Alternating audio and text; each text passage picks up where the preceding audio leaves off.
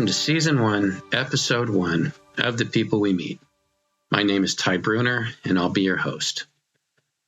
The idea for this show originated in the parking lot of Home Depot, because what should have been a 45-minute job was now entering its third hour, and I was back at Home Depot for the second time.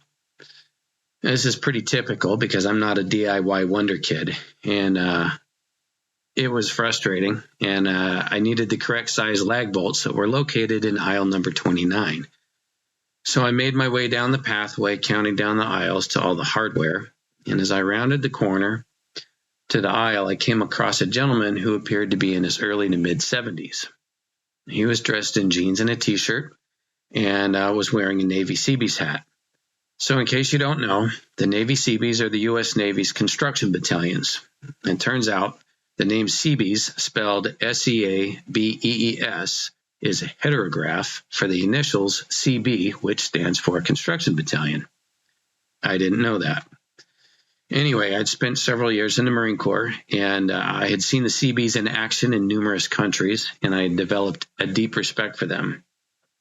First, during Operation Desert Shield in 1990, the Seabees built us a very large tent city from basically nothing, and then later on they knocked out a landing strip practically overnight. They were also kind enough to give us a bunch of extra lumber to build out the porches and floors of our hooches so that we didn't have to spend the whole time sitting in the dirt.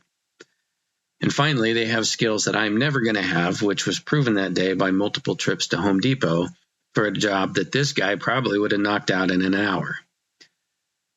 I run across them every now and then, and when I see their hats, I always make sure to tell them that I appreciate them and I respect the work that they do. Today was no different, and we chatted for a couple minutes before going our separate ways. And later, as I sat in my truck in the parking lot, taking my lag bolts home, which turned out to be too long, I realized that the frustration that I had felt prior to talking to that CB had dissipated. I'd been able to get out of my head long enough to have a conversation, acknowledge a cool guy and his service to our country, and improve my attitude a little bit. And as I was thinking this, he walked past my truck on the way to his own rig, and I watched as he got in and drove away. And suddenly, I was a little bit sad. I realized that I wanted to know more about this guy. I wanted to know where he came from, what his family was like, what it was like for him growing up, why he decided to join the Navy and become a Seabee, what he had learned and faced during his tours, and what his life had been like afterwards. And I suddenly realized how many other people were out there just like him that we walk right past on any given day and not know that we just rubbed elbows with somebody that might change our perspective or brighten our day or even change our lives. After spending 5 years in the Marines and over 27 years in the fire service, I found some of the most interesting people in some pretty unlikely places. Learned a little something about love one day from the sweetest little old lady in the back of an ambulance. She was suffering from a urinary tract infection and was pretty dehydrated. And I had given her the better part of a bag of fluid after starting an IV on her, and she perked up quite a bit on the ride to the hospital, and we started a chat. She had lost her husband a few years back, but was still out there kicking it with her girls, playing bingo on Tuesdays and mahjong on Thursday nights. She and her husband had been married for 60 years before he passed away, and I asked her, what's a piece of advice that you'd give to us youngins? Now, being just over 30 at the time, I didn't know anywhere near as much as I thought I did, and I'm grateful that day that I'd had the good sense to listen to somebody who knew something. As a friend of mine likes to say, we need to listen to someone who knows where the bear shits in the buckwheat. So she took my hand in both of hers, and she said, you're never going to be right all the time, so it's okay to say you're sorry. That way you never have to go to bed angry. And it wasn't just what she said, it was the way she said it. Pure conviction. Now, I'm sure that she has long since departed to go and be with her husband, and I knew her for all of about 30 minutes, but I'll never forget what she said. Another time, I learned something about humility. My engine crew and I had rolled out at about 2:30 in the morning for an elderly male with a medical problem. And I thought, really, this couldn't wait till morning. We were a busy engine company and it had been a busy day. And I'll admit that my attitude was probably not top notch. So we roll up and the gentleman is waiting for us on the front porch. And the first thing he says is, "Sorry guys, my catheter is plugged and it's not going to wait." And right away, my irritation is diffused because he's obviously this tough old dude who doesn't drive anymore. And the first words out of his mouth is an apology for calling us. Now, quite often we hear that we weren't fast enough and we weren't moving quickly enough or with the correct level of intensity to mitigate the catastrophe at hand. But not this guy. He just wants to say he's sorry. So we take his vitals and get some information. And while we're waiting for the ambulance to show up, we start to chat. It's chilly out, and I notice he's wearing a flight jacket, like an old flight jacket. And I asked him if he had some aviation history, and he says, "Yeah, I flew a little. I'm an aviation buff myself, and I'm immediately interested." And I start doing the math in my head and realize he could possibly be of World War II vintage. "You did? When?" I ask. And sure enough, he says World War II. "Is that so? What did you fly?" I ask. "P-51 Mustangs," he answers. No shit. Now, the P-51 Mustang was the most advanced fighter aircraft of World War II and arguably helped turn the tide of the war due to its superior firepower and long range that allowed us to penetrate deep into enemy territory with our bombers. It had a kill ratio of 11-1 and took out nearly 5,000 Luftwaffe aircraft. The Mustang is a most impressive fighter, but it's nothing more than an expensive heap of metal sitting on the ground without the men that flew them. Suddenly, there's no place I'd rather be than standing on this gentleman's front porch at 2:30 in the morning. I was deeply humbled, and it was a privilege to have met him. I learned a little something about perspective and loss one night, somewhere around midnight. We have our regulars, and some of them are easier to deal with than others. This guy, we'll call him Frank, was one of my least favorites. He was difficult, rude, messy, constant, and to his credit, he never called us, but someone else passing by always did because he never passed out anywhere inconspicuous. Always in the middle of a parking lot or by the side of the street. Just about midnight. I'm in just about as much mood for Frank as Frank was for me, especially since we'd already crossed paths several times in the past and had words. As usual, since Frank couldn't walk, I told him he could either go to detox and get some sleep and a meal, or he could go to the hospital and sit in triage for 6 hours, or he could go with the cops if he decided to punch me in the face like he did last time. Mercifully, he chose detox. Now, detox is a service provided by the city to get the folks that have had too much to drink go to a shelter so that they don't have to go to jail or a hospital. And it's nice to have the service, but they get busy too, and they're not always timely. So this time it's going to be about 30 minutes, and I sighed because that's 30 minutes that I had to sit there and babysit Frank and listen to him tell me about all the nice things that I could do to my mother while we wait. So I give him the news that we had about a 30-minute wait, and he acknowledges by telling me to go fuck myself. I said, "Well, let's get you off the detox first." So my crew went and sat down on the bumper of the engine to wait, and I thought about joining them, but for some reason I didn't. And maybe it was because I was the lieutenant, and it wouldn't look right for us to be planted on the bumper of the engine while Frank was sprawled in the parking lot. I could just see the media post, "Stricken man lays dying. Crew sits on asses." And I also thought that there was a chance that Frank might say something entertaining before we shipped him off for the night. So we sat in silence for a couple minutes before I asked, "Frank, what's your deal, man?" Because it was always puzzling to me how people got where they were and often how they let themselves get there. Now, Frank was the same age as me, and I pictured myself being in Frank's 5th grade class. Back in a time when the playing field was largely level, back before life, alcohol, and decisions, good or bad, had sent us on different trajectories. Now, Frank didn't say anything, which is fine and what I halfway expected.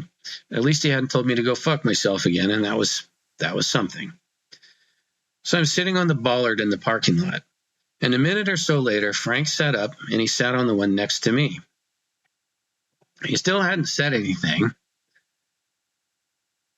but I had this odd feeling because suddenly I wasn't sitting imperiously on my bollard while he was flat on his back. We were sitting there side by side. And then he turned and looked at me and he asked, "Have you ever loved a woman?" And I said that I had. And then he began to tell me his story. Now, Frank was shithouse drunk, like he always was, and his words were slurred, but they were as clear as clear.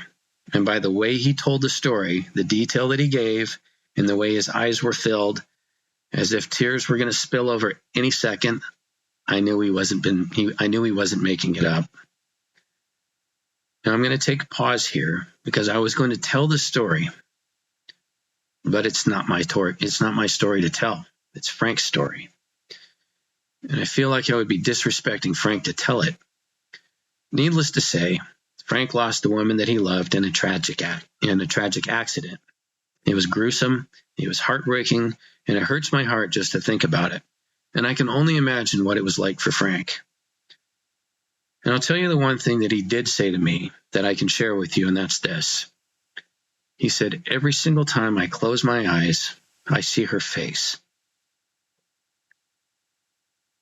After he finished, I didn't know what to say. I just sat there for, I think, a good couple of minutes. And finally I said, "I'm sorry, Frank.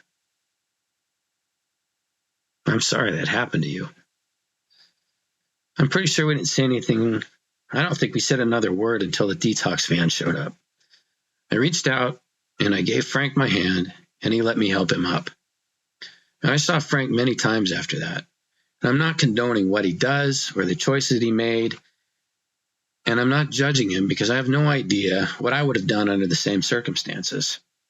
But one thing is for sure, I never had it in my heart again to be angry with Frank for what he said or did ever again. My crew or other members that might have been working with me that day when we visited Frank would say, "How come you're so nice to that guy?" And the answer is the simple truth. It's because I know him a little bit better. And I think most of the time, if we really take a hard look and sit down and talk to each other, we find out that we have more in common than we don't. And it's much more difficult to cast judgment on somebody when you've listened to their story. So the people that I met throughout my career were often people that I wouldn't have chosen to talk to or had reason to make acquaintance with. But my short interactions and conversations with them turned out to have lasting impact on me. Now, I want to say something about my job because I think I probably sounded like I was complaining a bit as I was talking about some of these folks. And the truth of the matter is I love my job. Every single shift was an adventure. But we get tired and we get grouchy, just like anybody else. But it sure is an amazing job, and I loved it for all of the years that I did it. And as I wind down one career, I realize that I'm ready to start another one where I can surround myself with inspiration and hope and positivity. I want to find those people out there and hear their stories, their struggles, and their unique perspectives. They're out there everywhere, every day. And I want to talk to them and see if some of them will be willing to share their stories with me on my podcast so that I can share them with you. In fact, one of the most impactful stories I ever heard in my life was on Jocko Willink's podcast. It's called the Jocko Podcast, and it's episode number 76 with Charlie Plum. And it's entirely worth the listen. It changed my life. I appreciate Charlie for sharing his story, and I appreciate Jocko for getting it out there. We live in a cynical, self-centered world. We're obsessed with our phones, fighting over politics, mad at the jerk-off who cut us off in traffic, and often miss the amazingness of what's going on around us and the people we walk by without a thought. It's tough out there, and nobody promised us a rose garden, as they say in the Marine Corps. So if you have half an hour or so during your commute, While you're folding clothes or on your third trip to Home Depot, maybe I'll have something for you that might bring some happiness or offer some perspective, or even change your life just by hearing the stories of the people that are out there just like you. You don't see me chasing down celebrities, influencers, or high-profile professionals because, with respect to them all, they're not my target. My mission is to bring the same inspiration and positivity to you that I seek in my own life. And I want my listeners to know that the stories that they're hearing are from people just like you, and that every single day, all over the world, ordinary people are doing extraordinary things. I want to inspire those that may benefit or seek a good story or a positive message, to empower by sharing transformative stories of courage and resilience. This episode is going to be one of the few that I'm doing all the talking because this show is about you, not me. And on a selfish note, the self-serving piece of my mission is to seek meaning in my own life, in this new stage of my life, and discover my own potential. And I want you to come with me because I can't do it alone and I don't want to. So join me here on The People We Meet, and I'll be out there looking for amazing people and their stories to share with you. Do you know someone with a great story? Then drop me a line at thepeoplewemeetpodcast.com and tell me about them. I'm new and small time right now, and I tend to putter around the Pacific Northwest, but I'll be compelled to branch out and go find other amazing people because I know they're out there. Thank you for joining me. Stay frosty and be excellent to each other. I'd like to give a shout out to Heather at Ravenous Raven Designs, and I'd like to give a big shout out to my man J-Mac at Studio 42 Recordings for your help and for being part of the team. Have a great day, and thanks for listening.